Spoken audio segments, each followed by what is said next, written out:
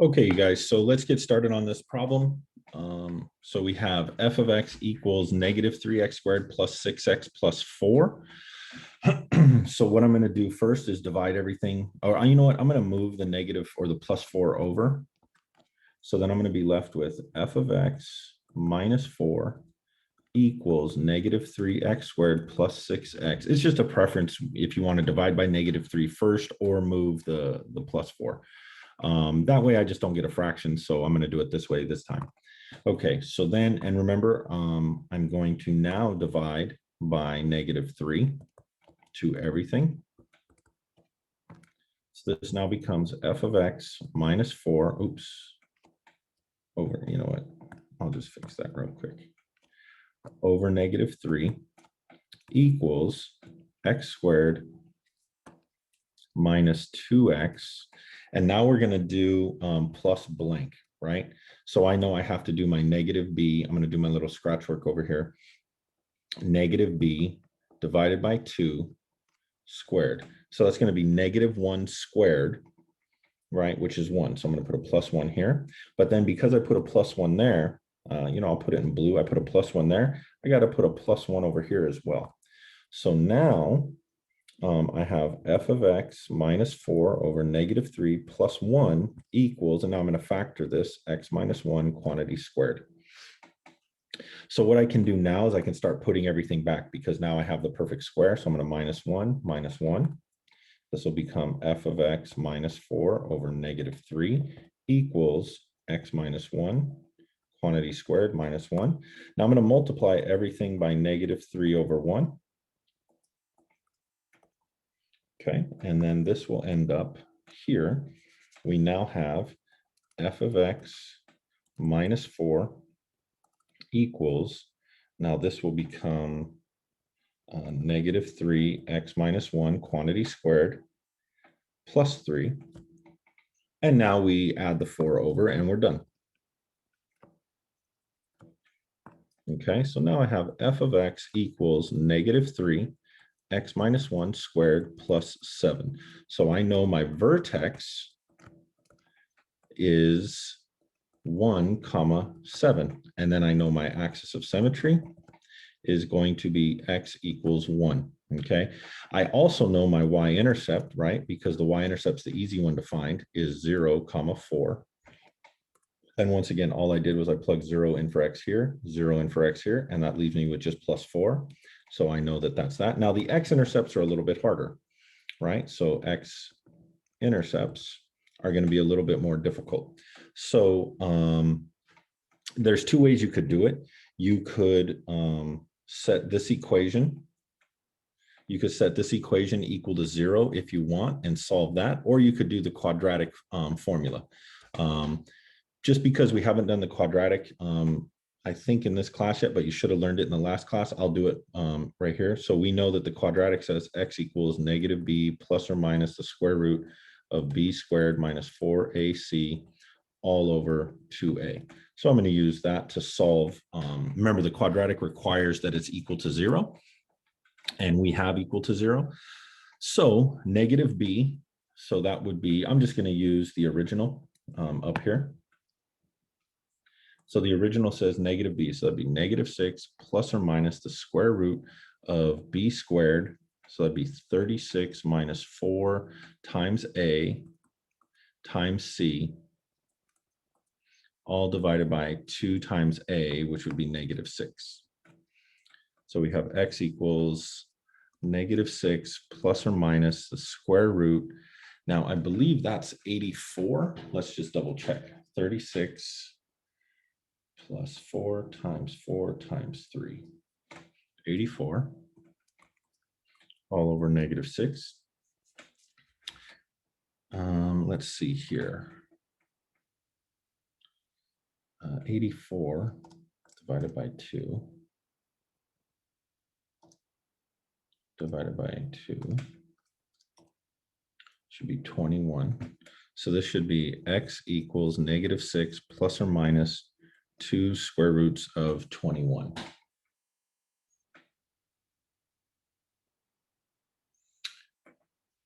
Okay, so let's see here. Yeah.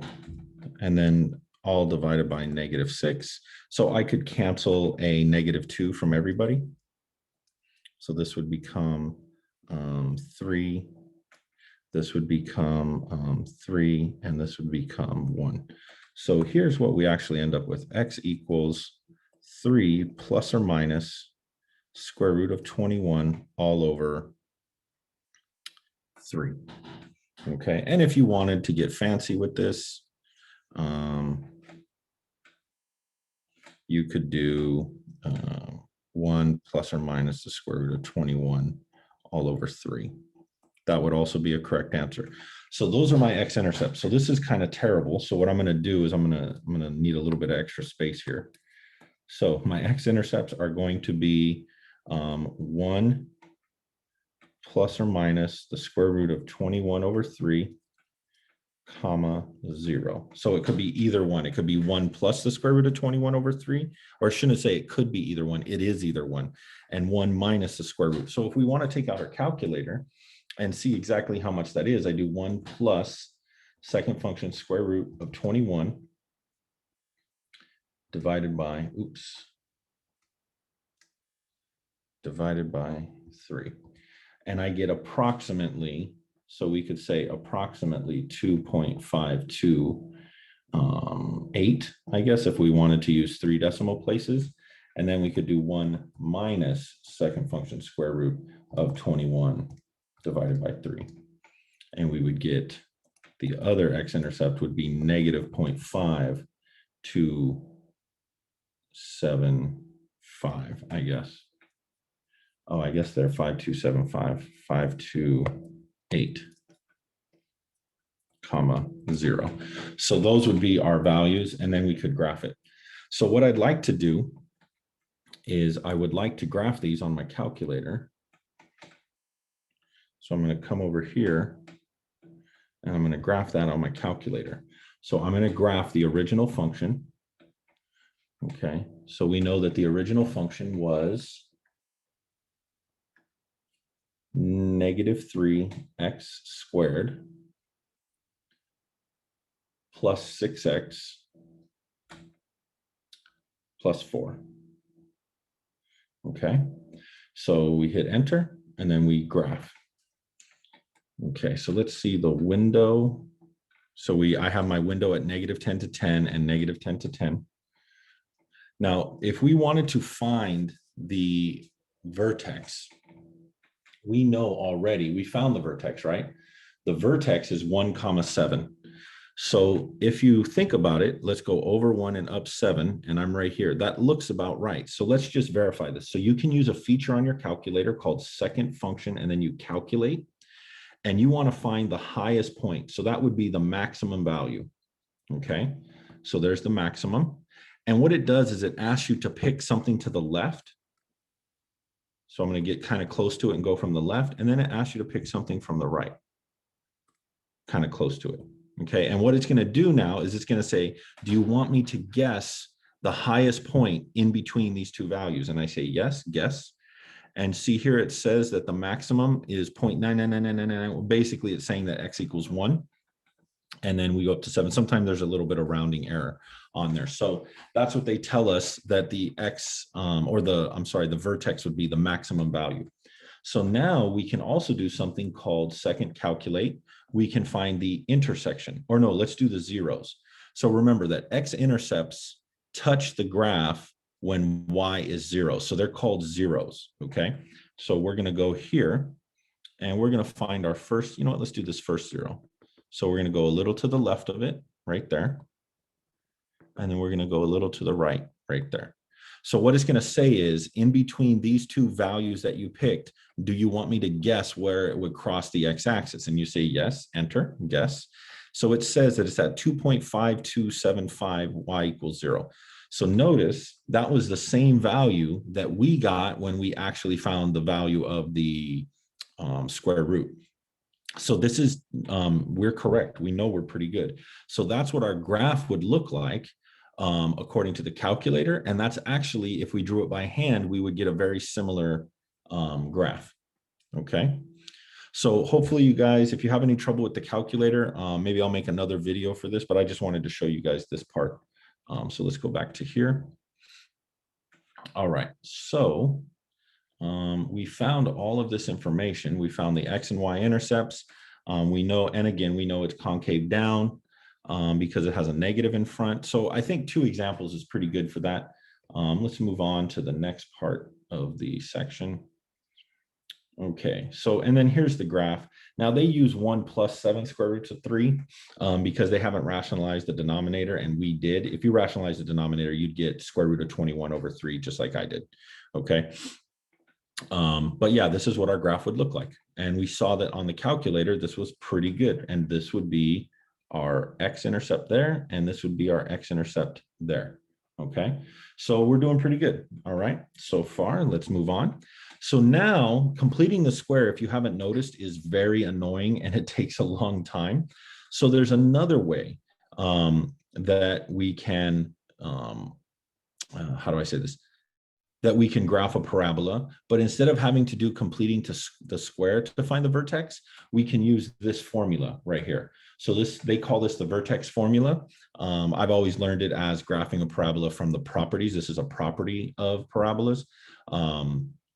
But either way, so in the other one, we use vertex form, but now we're going to use this formula that if you have a parabola written in this form, you can find the vertex by doing this. So let's try that.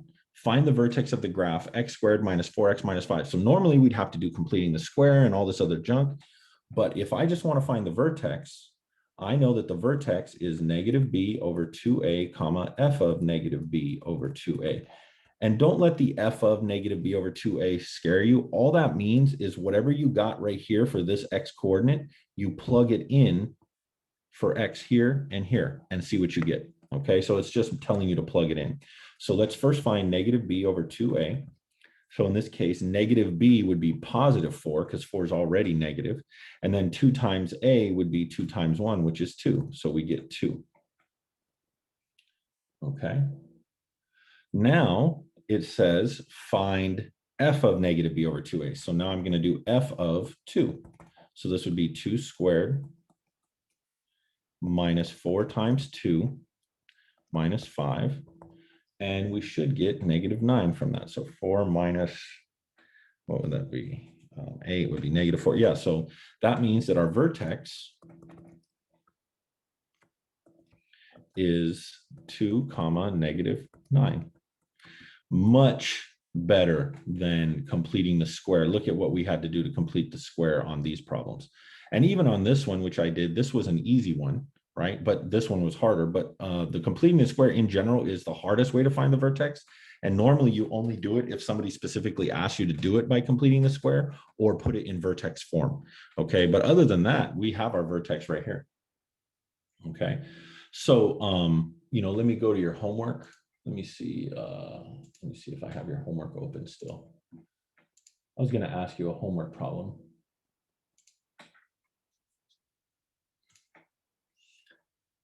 Okay. Oops.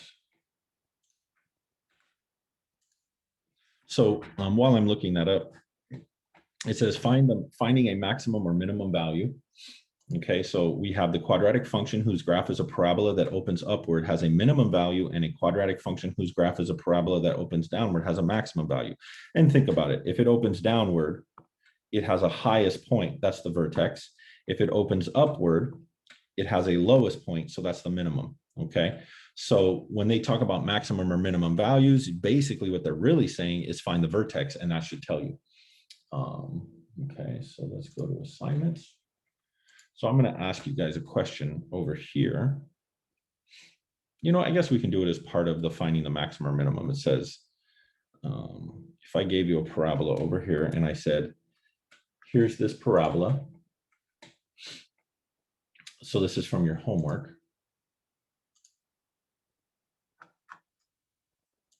It would say f of x equals x squared plus 6x minus 7. And it'll say find the max or min.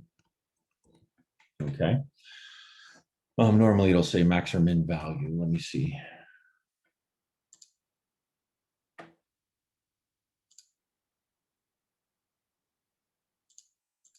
I'm just trying to bring up one of your homework problems to make sure I'm doing it how they would ask you.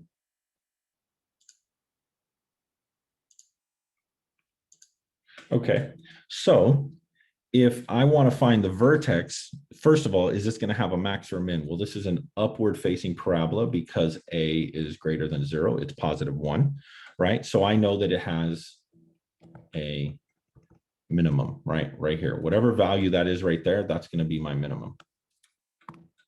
This number right here, or this location, will be my minimum. So what I need to do is I need to do negative b, so -6 over 2 times a, which is 1. So this will become -3. Then I do f of -3. This is, by the way, this is my x coordinate of the vertex, or the minimum. And now this will be my y coordinate. So now I'm going to take 9 plus 6 times -3 minus 7. So I should get 9 minus 18 minus 7. 18 minus 7. And we'll get -16. And this is my y coordinate. So we have a vertex of -3, -16. And if you want, you could verify that by graphing it on your calculator. You could do x squared plus 6x minus 7. Okay, and then we could do it, we could graph it also. I'll graph it on this calculator for everyone. So we go y equals, and then I'm just going to plug in, what was it? X squared plus 6x minus 7. And then we graph that. Now, we can't quite see it, so I'm going to make my y coordinate, or my y minimum, a little bit bigger. Let's go -20. And there it is. And that's just like what we were thinking our graph should be. So if we go over, okay, if we go over 1, 2, 3, right, and then go down about 16, that would be our minimum value. So we come over here.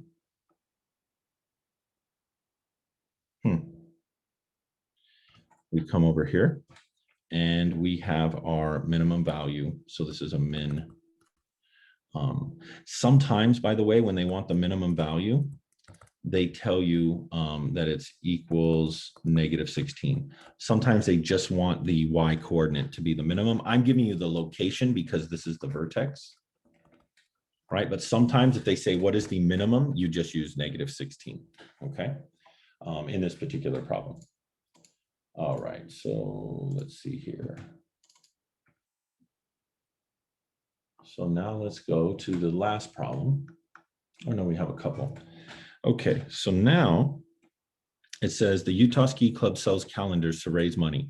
The profit P in cents from selling X calendars is given by the equation P of X equals 360X minus X squared. What is the maximum profit the club will earn? Okay, so first of all, we have to rewrite this. Okay. Okay, so if we rewrite this, we're going to say P of X equals, now I'm going to write it as -X squared plus 360X because I don't like writing it in incorrect order. I always like my X squared term first. So first of all, we know this is a downward facing parabola, right? Because it's negative. We also know that it doesn't have a C coordinate, so it'll be pretty easy to work with, okay? It doesn't have a C value, so it's gonna be pretty easy to work with here. So what I'm gonna do is I'm gonna do -B, because remember, all we need to do is find the vertex. If they wanna know what is the maximum profit, and this is the profit function, if you wanna find the maximum, all you have to do is do -B, so -360 divided by 2 times A, which is -1. So we have -360 over -2, which is equal to +180. Okay, so it says, since what is the maximum profit the club will earn? Well, what we did is we found what number they need to sell. So they're selling calendars, right? And it says X represents the number of calendars right here. So it tells us that X represents the number of calendars. So what we found is how many calendars do they need to sell to maximize their profit? But we did not find how many or what the maximum profit is. So if we go over here, it says the maximum profit will occur when the club sells 180 calendars. We found that, right? We substitute this number into the profit formula. So the profit formula is P of X equals, so P of X equals 360X. Oops, I can just write it like this. 360X minus X squared, right? So all I did was I wrote down their profit formula right here, okay? So now what I do is I plug in 180. So I say P of 180 equals 360 times 180 minus 180 squared. So let's see what we get. So I'm going to do on my calculator 360 times 180 minus 180 squared. And I get $32,400. Okay, so oops, hold on. Did they tell us in cents? So the profit function, let's just double check the profit. Oh, they tried to trick us. You see here, it's how it says the profit function in cents. So what it is it's 32,400 cents. Okay, but remember, it takes 100 cents to make $1. So this is actually 324. Oops. $324.00. Because what you have to do is you have to divide by 100 because it takes 100 pennies to make, or 100 cents to make $1. So the most they're going to make is $324. They can make different amounts of money, but the most they'll ever make is when they sell 180 calendars, they'll make $324 profit. Okay, if they sell more than 180 or less than 180, they won't make as much profit because maybe it costs more to make. And it's no longer worth it after 180. So that's how you can find the maximum or minimum of profit versus cost functions, things like that, is simply by finding the vertex of a parabola.